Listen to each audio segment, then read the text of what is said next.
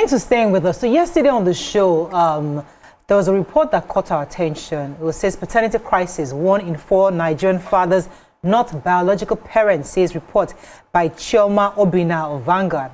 According to her, amid persistent paternity crisis and deepening trust issues within Nigerian families, a new report by Smart DNA Nigeria has revealed that 1 in every 4 paternity tests conducted in the country still returns negative. In its 2025 annual DNA testing report released this week, the Lagos-based genetic testing company disclosed that 25% of paternity tests conducted between July 2024 and 2025 June showed that the presumed fathers are not biologically related to the children in question. Although slightly lower than 2024's 27%, the figure highlights what the firm calls a worrying, consistent trend. And that's the conversation that I want to start with today, because a lot of people, since this report happened, quite a number of fathers have gone to the clinic to confirm if all their children belong to them. There was a report that we saw, a video that we saw, somebody said all his 6 children do not belong to him. I remember, I think last year or so, I was sharing with you of my brother's friend who had the similar issues, where he raised 2 adults to university. He moved to South Africa. I think they're twins, I think, or something like that. They are 30 years old. Yeah. It was at the age of 30, they now found out that the man who raised them is not their father. Then they now found out that there was some other man who their mom was with in America. So, yes, he was not torn between, okay, should I let them go? Or after 30 years of raising, you know?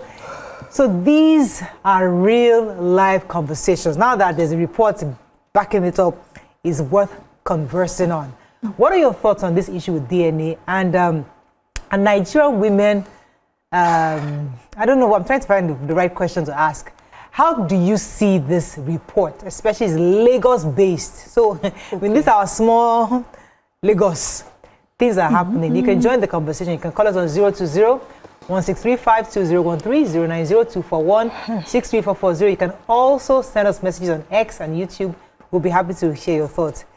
Women are doing this. See, me, I don't even mind. You see, if you want to cheat as an adult, people cheat every day. Cheating is not going to stop. It has never stopped. Yeah. But having the audacity to give somebody else's child to another, that is my own problem. I don't understand it. I think there's a bigger crime. So cheating, yes, is a crime. Some people find it unforgivable, but you see paternity fraud. To defraud somebody of money, that's the pain. That's a story of your South African 30 years. 30 years. You defraud me. You know, there's an Islamic prayer we pray against wasted years. Whenever I do that prayer, there's a fear that comes. You know, when you can't recover something, where do you even start? To recover it? You know, something that compels you to totally submit, say, God, at this point, helplessness, I'm completely in need of your help.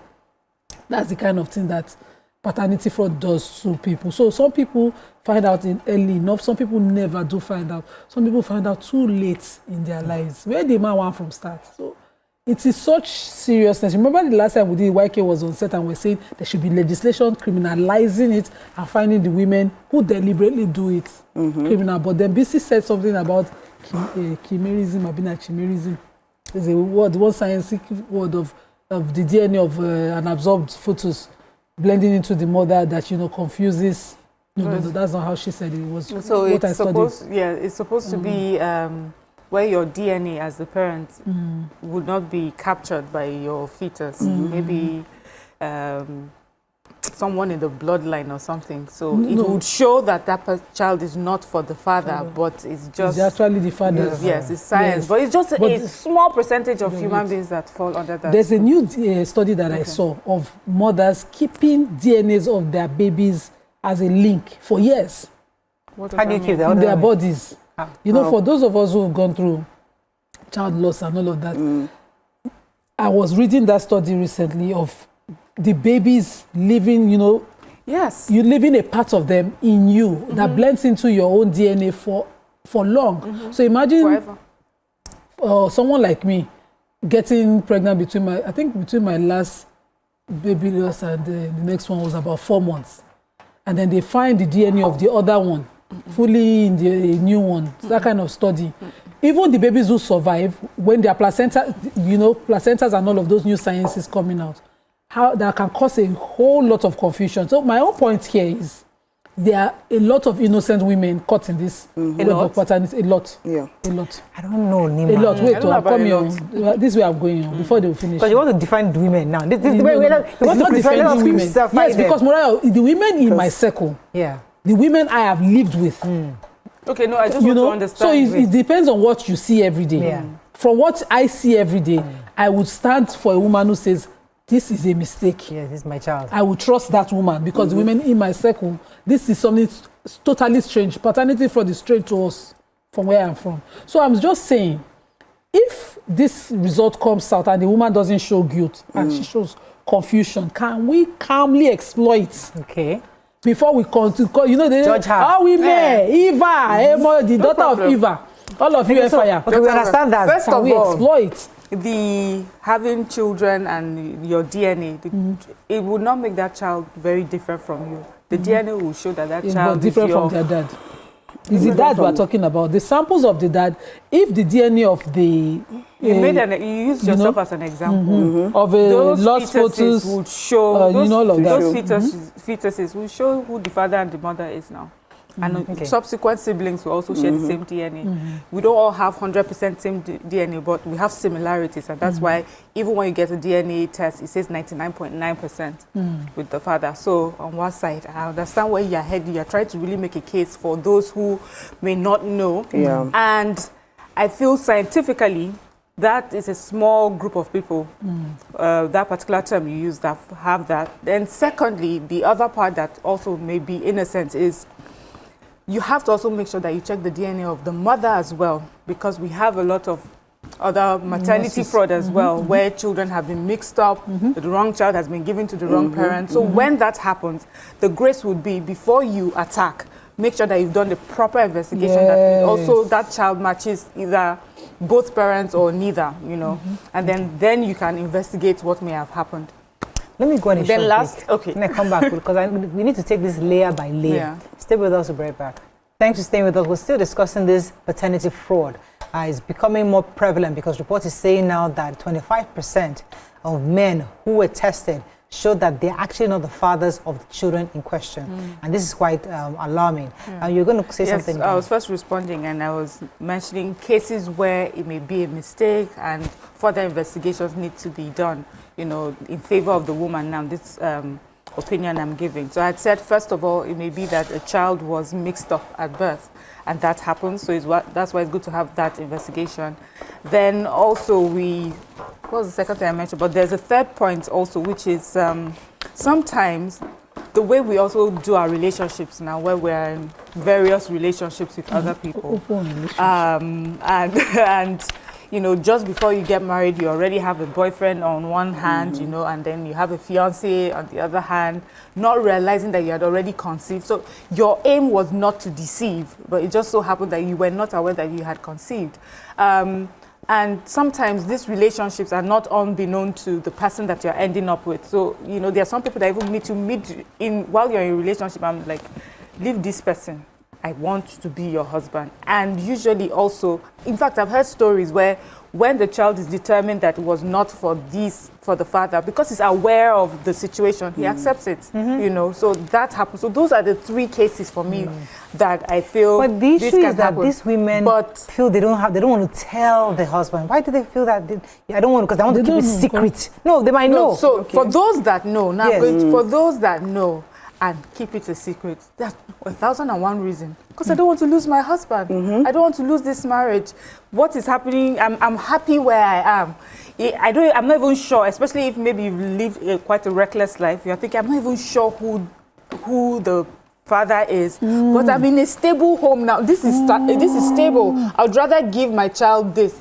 So for reasons that people may people may see it as selfish because the man in question here is the one that is being defrauded. But also, other people may see it as being sacrificial. Like, I want to do this for my child. I don't want my child to just be, to suffer for my mistakes. So, those are the reasons. There are so many other reasons why people behave like that. But, you know, there was a particular person they are quite well known. And I heard that their first child was not the biological child of her husband. And he accepted it because when she was young, before they got married, she was forced to marry someone else. She's always been in love with this man. She was forced to marry someone else. And when he felt like he was strong enough to, you know, intercept the thing, he took her away, and she gave birth to her first child just a few months after they got married. So it was obvious that she was already pregnant. And he knew. And he accepted. Okay, so thank God the test is very expensive too. So I am very sure that there is not a lot of people that can go into it. Thank God. Yeah, it's thank God because, okay, just like she said, there are some secrets that you know that Islamically there are some secrets that you shouldn't disclose. When you know that that kind of secret, when you disclose it, it's going to damage. It's going to, yes, there's some information that you keep. Fraud. Wait, it's not specific, but you can keep it when you know that it's going to cause serious destruction. You know, there are some people when they discover they can kill. It's not this. They can kill someone. And you don't know that. Are you God? I'm telling you, she said Islamically. This type is a crime to not disclose. This type, because the Quran is specific, says they should be called by their father's name. You are not allowed to not disclose their father if you know. So it's a crime, it's a sin to God himself. This is not the type of secret. But they didn't specify the kind of secret that you should keep. But it's there. Let's just continue. Okay. So thank God. Yeah, so me, I would say it's good that it's expensive and, you know. So, but I know. Wait, hold on. They are saying that thank God is expensive. So people are not going to find out. Because if you find out, it causes more problem than. So you rather us accept a lie. Accept a lie because it is expensive. You know, it's a new technology that just came in, and for us to start going into it, it causes a lot of problems. So far, that I have seen. It has not been safe because I get what I'm trying to say. Yes, so far let sleeping dogs lie. Okay, so exactly. And then the second thing I wanted to say, there's a story that I know of a lady. She got married, and the husband traveled almost immediately. And then when he traveled, of course, she was not pregnant yet. And she wanted to make sure that she keeps the guy. So she faked pregnancy. And she had already gone to, you know, all this where they adopt babies. She had already gone there to go and tell them that, you know, if they have a baby, they should keep one for her. So she told him she was pregnant. And she was, you know, showing the... Now, if you notice, there are this silicone pregnancy, you won't even notice. You won't know that, you know. It's fake. Yeah, it's fake. So she had it on all through, you know, the 9 months she was away. And then she went and adopted that child. So now that child that has come now, she told him that's his child. So when he comes now, he comes to come and start doing DNA. It can scatter the marriage. And who scattered it first? I don't understand what she said. I don't understand Ramatu because we cannot in any way support something that is wrong, immoral, and it is deceit. That's what I'm saying. No. It's not only through cheating. It's not only through cheating. But it's a lie. It's a lie. I understand. It's a lie. What's wrong with let's excuse? You're saying it's not true sexual immorality. Yes, it's not true sexual immorality. For me, I even find that worse. Yes, that one is worse. Oh no, that one you are. They should be afraid of you. But what I'm going to say is, do you watch those shows where they give the DNA results to the parents that come to court and ask, have you seen how broken some men are when they finally find out that years and years they have believed that this child is mine? There was this particular one in America was locked up. Let me pause you for a second. Sorry, okay, I'm sorry. Have a call. Rita has been holding. Good morning, Rita. Oh, sorry, Rita. Sorry, Rita. Go ahead. Yeah, locked up for 5 years for not paying child support. Just for him to come out and decided, you know, I've always felt that this child was not really mine. Let's go to court. They go to court. Auntie, 5 years after in prison, the child was not his. And they immediately turned to the woman and she said, I know who the real father is. We are in conversation. That she has been talking to the person. She puts that man in jail. Oh, yeah, calculate damages. I can't even begin. When we are done financial ones. Do you know what even makes it harder? Is now this man has developed a loving relationship with this person. That is it. So in punishing the mother, it's also punishing his child, you know, so it is, I think it's terrible. 10 is happening in the world. I know a family that all the parties that committed this crime have died. The children have now found out. Oh, God. At them, because they grew up together. Amongst themselves, they now found out, oh, you are not our biological, you are not. So, and there's strong animosity because there's a part of the family saying, we are still one. We grew up together. That shouldn't matter. There's not part of us saying, never. They cannot get part of our property. We have to yank them. So there's that going on right now. Yeah. Because the family is divided. The mother, the father, the ex, everybody, they've died. So this scenario you just painted is something that we've seen happen a lot of times. In my grandfather's days, what they used to excuse it is that any child born within the family is the family. And as they don't die, you don't have, we the grandchildren, and we do not have. When they bring a child from outside and give to you, they even love. There's the one in our family. There was a tussle between a king in another village and our own family, and we are not titled men in my own family. So what happened was that one of our uncles was married to this lady who was from another village, but the king in that village, before he became king, was our betrothed. And so at some point they had an issue in their marriage. She went there. She stayed there for 9 months. She refused to come back. And then suddenly he went back because money done there and he became appointed by government and brought this. There was issue about that child. Do you know all of us whisper about that child? They whisper. The king in that place come back and says, this particular child, who is not first, second, third, is in the middle of all the children of the marriage, is my child. And he even dragged the body of that our late wife to his place. So this kind of dramas happen. There's a place where they all know, but it's not in our own place, the second generation, third or fourth generation, to debate it. We leave it the way they died and left it to. It's not our business. We don't unearth it. We did not. Let me take. See, that's the way I want to go. We unearth this because it goes to what Ramatu was saying, that for the sake of peace, should we just keep quiet? I mean, we'll take that. Let me take this call. Good morning. Thanks for calling. You're live. Hello, good morning. Okay, so going back to Rama, yes, for the sake of peace, because at first when I heard 1 in 4, I'm like, that's a large number. 25%. 1 in 4. Yeah. So for every 1, 2, 3, 4, one person dies. It's not our. In this Lagos. So, and I was wondering, this is worse. But if we're saying that we never used to talk about it in the olden days, could it be that the number is less? Yes. That the numbers are actually reducing. Maybe it was 1 in 2 before. But now, because of DNA testing, people are more careful, and it's 1 in 4. But for me, the question is, why? Why do we have such a large number of women that are having babies that are not that question. Let's answer that question. I want us to unpack that. Why? There's a big why, and that why has plenty children under. Stay with us. We'll be right back. Thanks for staying with us. We're still discussing the issue of paternity, and before the break, we're trying to ask why is it difficult for a woman to disclose to her husband that he's not the father of a child. And for my own question, answering that question for me is fear. And what causes that fear? We can come to what do you think? There's fear of selfish loss of status for the woman. No, you can defend fear in different ways, not just status. Exactly. Defend. Fear could just be society not allowing you to express yourself. No, I don't defend in it the true way. I don't defend it anyway. Yeah. So so there's an age a woman lives in fear and is excusable, but you get to a certain age, which fear again? Yes, as a South woman, there's an age a woman gets to. You yourself, you be man. So which fear again? At that point, you're just being selfish. You're enjoying the it depends on the circumstance, Fanima. It depends on the circumstance. Let me break it because down. do you know the pressure on women when it comes to not having children in this part of in Africa? The pressure is so much, especially if you are barren. it's so terrible that, you know, it's terrible. I've seen somebody that, because she couldn't have kids, she was being battered, she felt so less of a woman. In fact, when they are discussing stuff, she can't even come in. She can't even talk, you know, we that we're even into polygamy. Others will come, have children. You can imagine you that you don't have a child. You can't even talk when they are disciplining or doing anything about children. They'll say you don't have experience.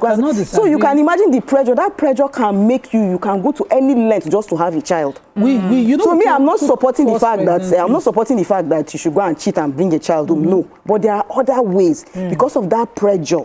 Is what makes a lot of women go through. Why? Do you remember I took one story a week or so ago that talked about the rate of infertility amongst Nigerian men? That they said many Nigerian men they have low sperm count. The quality of the sperm is bad because of lifestyle. So I'm thinking, women are marrying these men, babies are not coming, and they're thinking, if you are not giving me baby, never go and look for baby. So this, I'm not saying lying to your husband is right, but I'm saying maybe the men should now start sitting down and think very well about these reports that have been coming out recently concerning their health. If there's an issue with, if there's a higher rate of infertility amongst Nigerian men now, and they're telling you it's about your lifestyle, go and start dealing with it. Secondly, another reason is men have infertility issues but would not go to the hospital with their wives to discuss how to solve the issue.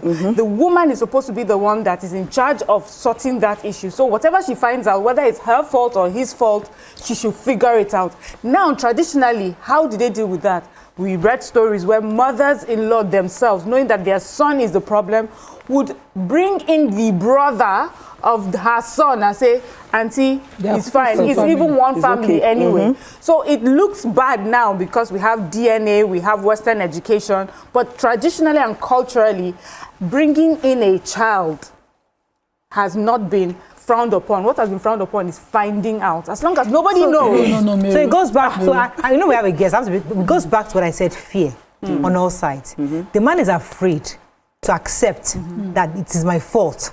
He's afraid to let society know that, he's the one who has low sperm count. The woman is afraid to say, I brought in my boyfriend's child because society would not accept or I'll be rejected. There's this fear that we don't confront in our culture where everything must be shrouded in some kind of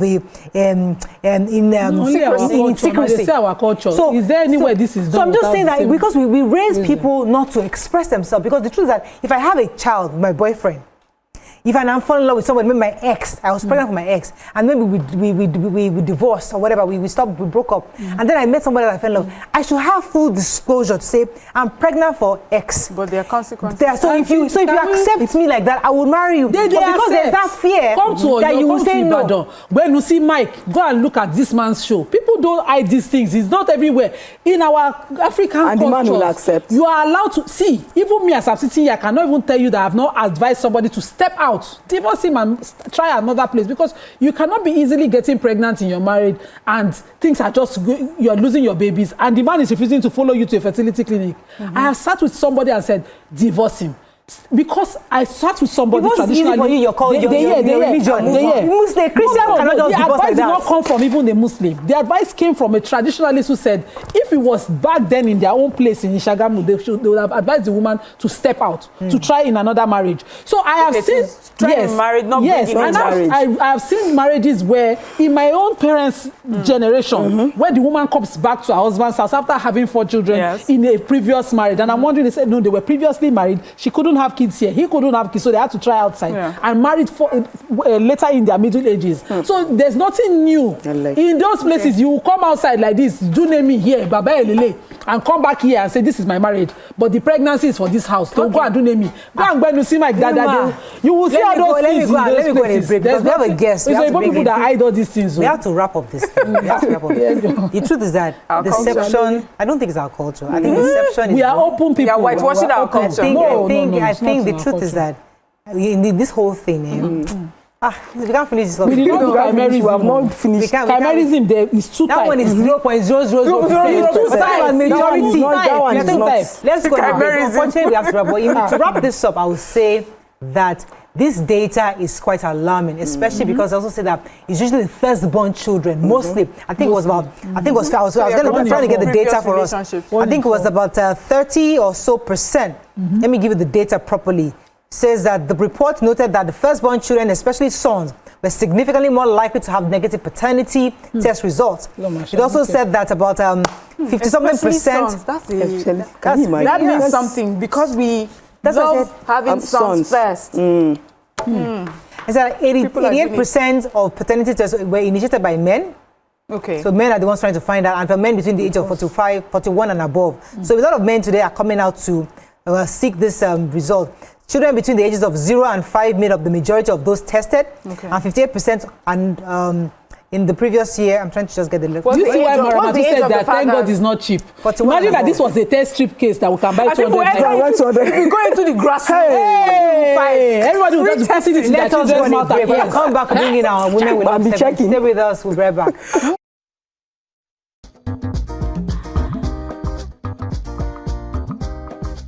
Stay tuned. Your View will be right back.